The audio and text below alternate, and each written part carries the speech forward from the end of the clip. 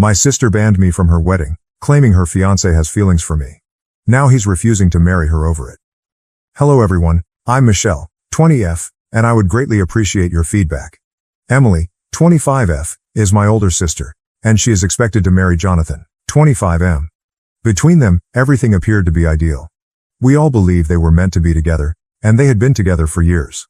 However, things have just taken a very odd and surprising turn, and now their wedding is in doubt. Why? My sister won't let me go to their wedding, therefore Jonathan has declined to marry her. Furthermore, Emily thinks Jonathan has feelings for me. I understand how crazy that sounds, but allow me to clarify. For background, I don't have a close relationship with either my parents or my sister. I kind of drifted away from them once I started college, but it's not like anything major happened to trigger a fallout. Since I moved out for school, I haven't really spent much time at home. I would usually travel or go to my grandparents' house during spring holidays rather than returning home. Simply said, it seemed like a better alternative than having to cope with the unpleasantness of being at home. The problem is that I'm not at all like my sister or parents. If it makes sense, we've never really clicked. I'm not truly a part of their universe, which is their own. They never seem to understand me, and to be honest, they never made an effort. They would all bond over something I didn't care about while I was growing up, and it seemed like I was speaking a foreign language anytime I brought up something I was interested in. They would simply listen, nod, then return the conversation to their own interests. So I gave up trying after a time. But here's what hurts the most. They made no attempt to contact me as I began to distance myself from them. They seemed to be quite content with me removing myself from their lives, almost as if they were glad to see me go. To be honest, that hurt. Family members should be aware when one of their own is gradually fading away, but they didn't appear to give a damn. It simply validated my long-held belief that I didn't belong with them. I eventually only went to see them for important occasions like birthdays and holidays. Even so though, I still felt more like a visitor to their lives. I would arrive, take care of the family business, and then depart. The dialogue was always courteous but superficial. There was no genuine connection, no warmth. Additionally, Emily and I never shared the strong sisterhood that many siblings do. She has always been the family's golden kid, the one who did everything right, went down the route my parents desired, and blended in flawlessly. I was the black sheep, the odd one out. They aren't awful individuals or anything, but the way they discreetly disparage me shows that they may be true bullies. You know how some small remarks can have a profound impact despite appearing innocuous at first glance? Yes, I would get that. I eventually came to the conclusion that it was simply preferable to avoid them as much as possible. Why place yourself in an uncomfortable and out-of-place situation? The problem is that when Jonathan joined us for Christmas dinner last year, I didn't feel totally invisible for the first time in a long time. My family has a way of making me feel as like I'm an outsider in my own house and that I don't belong. I wasn't treated that way by Jonathan though. Instead of treating me like the odd black sheep I often feel around my family, he was actually kind to me and spoke to me like a regular person. I didn't give it much thought at first. It was only basic politeness after all. However, Emily was very troubled by this for some reason. It's not as though Jonathan and I were engaging in a meaningful, private discussion. We simply discussed a variety of topics, including travel, school, amusing incidents at work, and other everyday topics. However, Emily seemed strange about it right away. I tried to ignore the cold stares she kept giving me during supper. That is, until she addressed me directly later that night. I will always remember that. She said, "I know what you're doing," and drew me aside. "You're attempting to take my boyfriend, even though you've always been envious of me."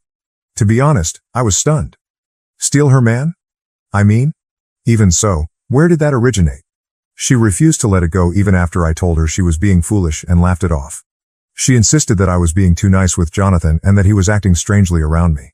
It was such a crazy charge that I wasn't even sure how to react. Where the hell was this coming from? Being the center of attention has always been Emily's thing. My folks adore her. She's the ideal person. She's their golden child, so I understand. But saying that I attempted to snatch her fiancé. Even for her it was a new low. Like I normally do with her drama, I tried to ignore it. I assumed she was simply being insecure or worried for whatever reason because we're not close anyhow. The problem is that after that night, things became strange amongst us all. I didn't believe Emily could have gotten any farther away. She seemed to be deliberately avoiding me now, even though we were never close in the first place. She would either act as though she couldn't be bothered or give me one-word responses if I tried to speak with her. She would be glued to Jonathan's side during family get-togethers, as if she were claiming her space. It was absurd. Jonathan, however, pretended that nothing had changed. He remained courteous, amiable, and normal in my presence. What truly irritates me, I suppose, is how easily my family seems to agree with Emily. There were subtle clues, but no one ever spoke to me explicitly. Every time Emily and Jonathan were present, my mother would give me these strange stares. My dad, who is generally quite indifferent, began saying more about the value of connections and the necessity of family support. Everything was quite passive-aggressive. My anger increased as I gave it more thought. I've never been the kind to become entangled in the drama of others, much less that of my sister. Why would I suddenly get interested in Emily's fiancé when we almost ever speak outside of family gatherings? It was illogical. My grandparents informed me of Emily's engagement a few months later. Indeed, I was not even informed that my own sister was getting married. Finding out from my grandparents was a stomach punch, even if I wasn't exactly expecting her to send me a personalized invitation with love and glitter or anything at this point. You know, the kind that validates your preconceived notions about your family's lack of concern for you. I suppose I had been clinging to a sliver of hope that, despite the stress and distance, she would still think of me as having been a part of this significant occasion in her life. Hey, we're sisters, right? I thought. We may not be close, but I am still her family. That was obviously too much to ask for, though. When I learned about the engagement, I kept quiet to Emily. I initially assumed that she might have forgotten to tell me or that she was simply preoccupied with wedding preparations. For some reason, I was still giving her the benefit of the doubt, even though I realized that sounds foolish. I assumed that she would ultimately give me a call or at the very least, send me a last-minute invitation. However, days stretched into weeks, and nothing happened. Crickets. Then I got an unexpected call from Emily. Since we hadn't actually spoken since that strange accusation over Christmas, I must admit that I was taken aback when her name appeared on my phone. I replied, attempting to sound informal, as if my own sister hadn't forgotten me entirely. She broke the news to him after a few awkward minutes of small talk. I'm not inviting you to the wedding. As I tried to take in what she had just said, I became silent for a moment. Even though I wasn't particularly eager to leave or anything, it still hurt to hear her say it aloud. When I asked her why, she gave me the most ridiculous explanation. I don't want you there because Jonathan has feelings for you. It will simply be uncomfortable. I had to laugh, laughed aloud indeed. It was unbelievable to me that this was taking place. To begin with, Jonathan has no affection for me, and even if he did, I wouldn't have stood up during the ceremony to declare my unwavering love for him. I didn't even want to argue because it was all so absurd. I simply hung up after saying, have a great wedding and happy marriage.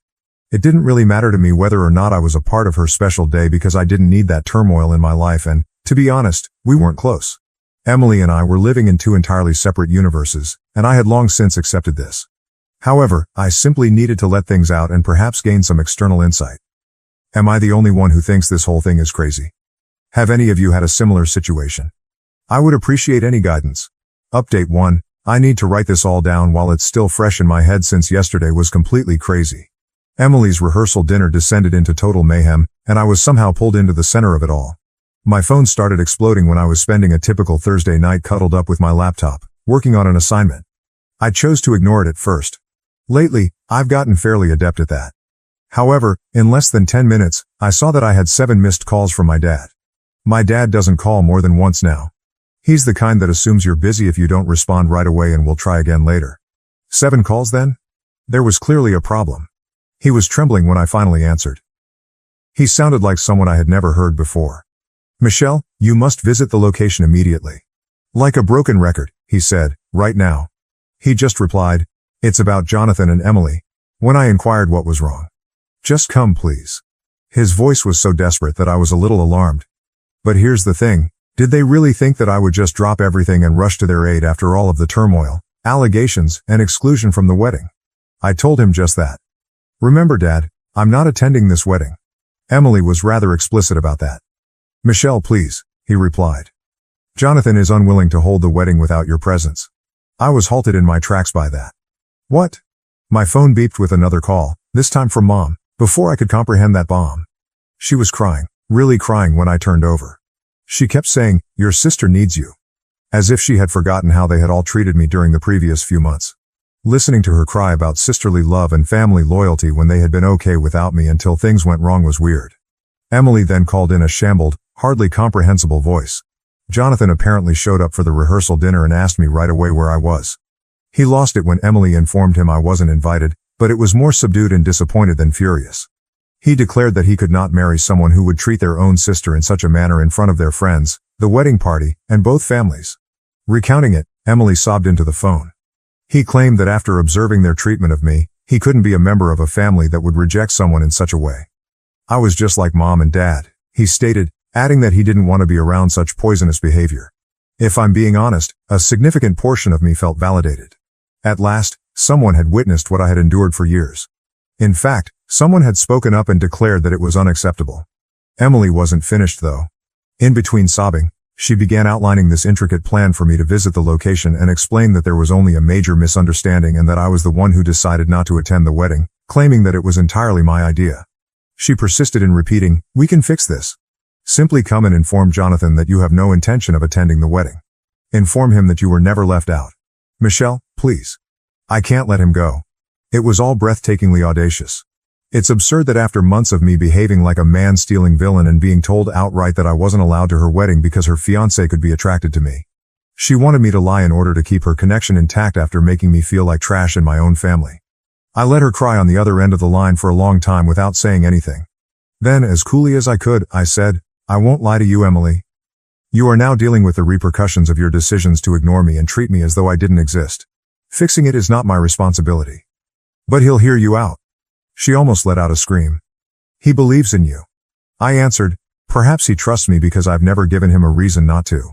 Perhaps he has doubts about your true identity because of anything he perceives in the way you have treated me. In any case, I won't be attending the event and I won't tell lies to improve your reputation." She was still complaining when I hung up. I then made myself a cup of tea, switched off my phone entirely, and took a seat to truly think about what had just transpired. My phone continued to light up with notifications over the course of the following several hours. I examined it and found voicemails from my parents, missed calls from Emily's pals, and texts from relatives I hadn't spoken to in years. The entire family seemed to have banded together to try to coerce me into cleaning up Emily's mess. But what do you know? For the first time in my life, I was very sure that avoiding them was the proper thing to do. Jonathan alone had been able to see through their actions. Not because of anything I said or did, but because of how they treated me, he had come to that conclusion. And to be honest, that seemed like the fullest confirmation I could have hoped for. Last night, I went to bed without using my phone, and I slept better than I have in months. For once, let them handle the consequences of their own behavior. I'm done cleaning up other people's crap and being the family scapegoat. My grandparents, who are the only relatives I still communicate with, informed me this morning that Jonathan is not returning calls from Emily or my parents. It seems that he has informed his family that the wedding is final. My parents are working feverishly to contain the damage, Emily is inconsolable, and I'm just sitting here, at last content with my choice to keep my distance. I realize this is lengthy, but I had to say it all. I appreciate all of the comments on my previous post that affirmed my choice to keep my distance from my family. You were okay. Sometimes it's best to take a back seat and let others deal with the fallout from their own behavior. Update 2. Many of you inquired about my early years and the reasons behind my prolonged estrangement from my family. Since it's a somewhat weighty story, I didn't delve into it in my first post, but in light of recent events, I believe this is a good moment to explore some of it. The problem is that I suffer from social anxiety. I always had the feeling that something was wrong with me as a child, but I was never able to articulate it. However, my parents were traditionalists who thought mental health conditions were merely pretexts. They would frequently say things like, "You need to toughen up," or "You're just being dramatic." They would label me weak or lazy if I ever showed signs of anxiety or a panic attack, as if I was choosing to feel that way. When I look back, I can see a lot of warning signs. I had this big presentation for English class when I was 15. The thought of standing in front of 30 students was a recipe for a social anxiety disorder. I had trouble sleeping the night before, and I felt physically ill the morning of. I begged to stay at home and informed my parents. My father's reaction? "Your nervousness won't cause life to stop. Quit making a huge deal out of everything." I ultimately experienced a severe panic attack in front of the class. My voice began breaking. Some children even started chuckling, and my hands were shaking so much that I was unable to grip my notes. The room seemed to be whirling, but I was unable to go out. Rather than offering consolation, my mother simply remarked, "See, you made it through. All that drama was in vain." Everything was made worse by Emily, who was the ideal sister. She was the student body president, the debate team captain, and pretty much everything else that I couldn't be due to my anxiety. When she had large gatherings of her friends, people would remark that I was the weird sister who never came out of her room. I heard Emily say to her pals once, "Yeah, she's just antisocial. She believes that she is too good to be with anyone." My life changed when I was in college. My first semester was a total meltdown for me. Being away from home, adjusting to new social circumstances, and attempting to balance my anxiety while attending classes became too much to handle. I recall feeling like I was dying while I sat in my dorm room, gasping for air. I was almost dragged to the college counseling center by my roommate, who, bless her, saw something was really wrong. The first person who truly listened to me was Dr. Martinez, whom I met there. She didn't urge me to toughen up or minimize my emotions. Rather, she assisted me in comprehending my condition. Dr. Martinez suggested seeing a psychiatrist for a proper diagnosis after a few sessions. It was like finally giving the monster I'd been battling my entire life a name when I received that diagnosis of social anxiety disorder. It wasn't seeking attention or being dramatic, as my family had always insisted. It was a legitimate ailment, and more significantly, it was treatable. The sessions of treatment opened my eyes. I learned from Dr. Martinez that my family's actions were not only unsupportive but also purposefully damaging. She gave me advice on setting limits, advocating for myself, and identifying harmful behaviors. At that point, I began to intentionally distance myself from my family. What really bothers me, though, is that my parents totally rejected my diagnosis when I tried to explain it to them. These doctors are just trying to make money by labeling everything a disease, my mother genuinely said. I was merely using big words to justify my antisocial behavior, Emily added, rolling her eyes. I made one final attempt to explain things to them last Thanksgiving, before all of this wedding turmoil began. I had prepared an entire speech on social anxiety, complete with research and figures. Michelle, when are you going to stop making excuses and start living in the real world? My dad interrupted me mid-sentence. I came to the realization that they would never change at that point. They would never make an effort to comprehend. They had an unchangeable perception of me as the challenging kid, the dramatic one, the problem.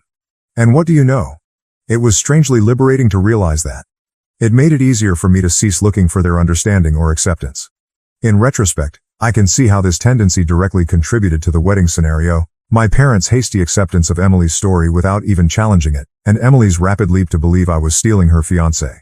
It's all a part of their long-held belief that I'm the one who causes difficulty and should be managed. Jonathan saw right through this. He observed how they handled me, how they minimized my emotions, and how they used me as the blame for everything. And he called it out for what it was. Poisonous conduct. In contrast to everyone else in my family's social circle who simply accepted their own version of reality. I suppose I'm attempting to convey that this wedding drama wasn't an isolated incident. The result of years of family dynamics in which I was consistently portrayed as the bad guy, the problem child, and the one who needed to be fixed. Perhaps that's why Jonathan's choice feels so righteous to me. Someone else finally noticed what I've been going through for years. Yes, that is the backstory that many of you requested. It clarifies why I'm not in a rush to make repairs right now. I've spent far too many years attempting to change how my family views me, to get their understanding, and to gain their acceptance. I've finished that. Accepting that certain individuals, even members of your family, will never understand or accept you is sometimes the healthiest thing you can do. Update 3. A month has passed since everything went wrong, and I must now reveal the last portion of this tale. At least now I can say that what began as a wedding drama is really finished, even though it has grown into something I never could have predicted. Emily lost everything when her wedding was called off. My new phone number was somehow obtained by her, and she shared it with everyone she knew. I was suddenly inundated with hundreds of hateful comments from strangers, her acquaintances, and distant family members. Guilt-tripping and downright intimidation were among the threats. The vandalism followed. Classic Emily, who used to do this to girls she detested in high school, was the first to leave eggs in my car. She escalated when that failed to get the desired response. I can't even remember how many times I discovered my mailbox ruined, my car vandalized, or my apartment door covered in offensive notes. She cut all 4 of my car tires and left a threatening note in her distinctive handwriting, which was the last straw. My parents consciously chose to ignore Emily's actions during all of this. Girls will be girls, or you need to be more understanding of your sister's pain, was their standard response to every event. They dismissed it as Emily just wanting to talk, even after I showed them security camera footage of her attempting to break into my flat. However, I was ready because of this incredible Reddit community, especially those who suggested that I install security cameras and record everything. I learned from the attorney you suggested that this constituted criminal harassment and vandalism rather than just family drama. Using witness accounts, video evidence, photos, and hundreds of threatening messages, we created a solid case. Emily ultimately realized she had gone too far when my lawyer provided our evidence along with a cease and desist notice. Her attempted break-in was captured on security tape, which was especially damaging. She attempted to bargain through her own attorney, stating that if I dropped everything, she would cover the damages. However, I declined. This was about accountability and penalties, not money. The court case proceeded quickly and decisively. Emily was accused of attempting to break and enter, criminal harassment and vandalism. She was given a permanent restraining order, required therapy, and a 1-year suspended sentence. Given the deliberate nature of her conduct and the substantial evidence of her increasing behavior, the judge was especially severe. My parents' response to the decision was expected. For destroying your sister's life over a few pranks, they accused me of being callous.